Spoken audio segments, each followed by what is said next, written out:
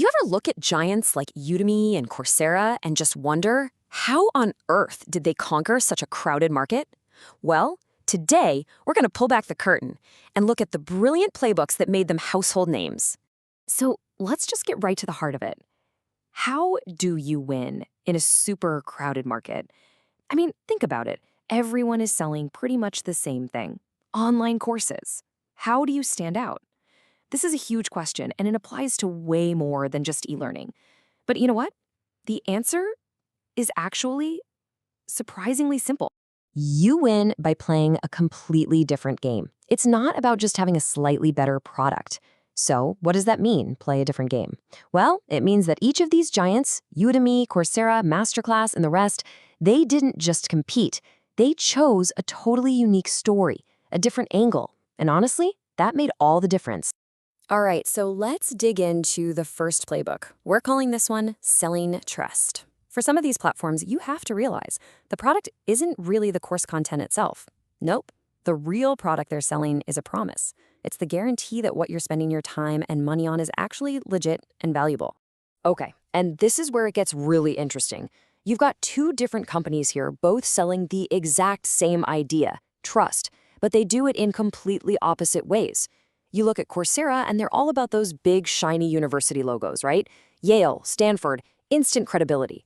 But then you have Vedantu, which is huge in the Indian K-12 market. Their trust signal, it's all about the teachers themselves, specifically that many are graduates from the prestigious IITs.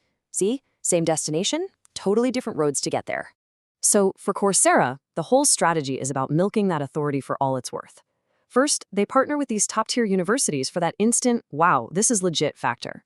Then they take away all your fear by letting you audit courses for free. No risk, right? But here's the kicker. That certificate you get at the end, when you share that on LinkedIn, you're not just showing off. You've just become a walking, talking billboard for Coursera. It's this brilliant, perfect loop that just keeps feeding itself. All right, let's switch gears completely. Playbook number 2. This one is all about selling access.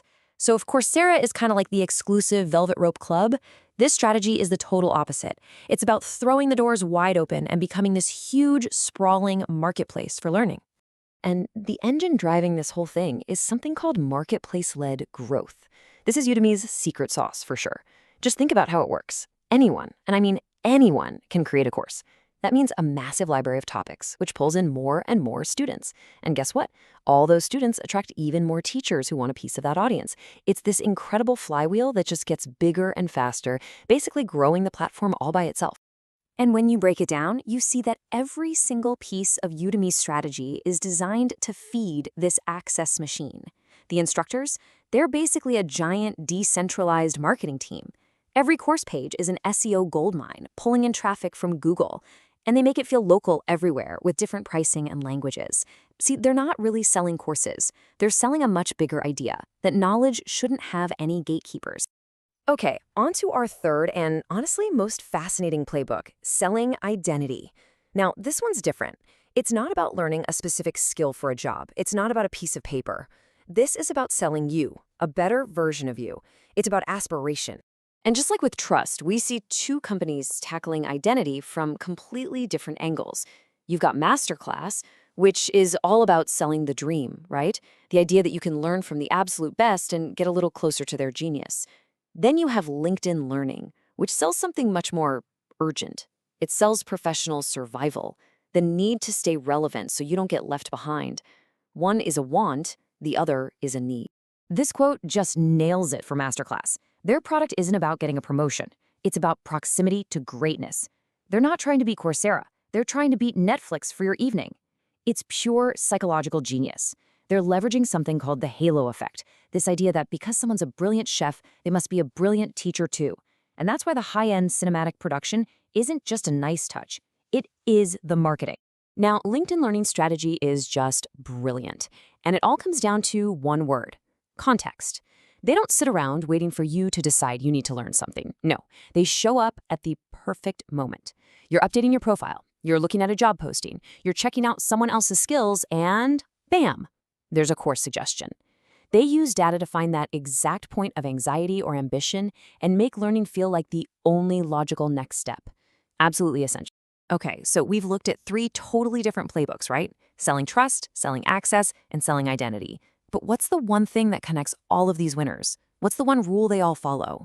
This table right here, it lays it all out perfectly. Just look at how everything lines up. Coursera's positioning is academic credibility, so their growth comes from universities. Masterclass is all about aspiration, so they use celebrities. Udemy is about access, so they built a marketplace. You see it? There's no confusion, no mixed messages. Each company picked one lane and then built their entire business around it with insane focus. So what does this all mean for you? Well, it boils down to 5 big lessons. Number 1, build your marketing into your product. Think of those shareable certificates from Coursera. Number 2, show up at the perfect moment, just like LinkedIn Learning. 3, get rid of the fear before you ask for the sale. Use free trials, use strong credentials. 4, let your core idea, your positioning, do the explaining for you. And finally, number 5, stay consistent in everything. That's how you build real momentum. So when you really look at it, it's pretty clear these guys aren't just selling online classes. They're selling something much bigger. Trust, access, a whole new identity. And that really leaves us with one final thought to chew on. Every brand, every product, heck, even every person is selling an idea. So the real question is, what's yours?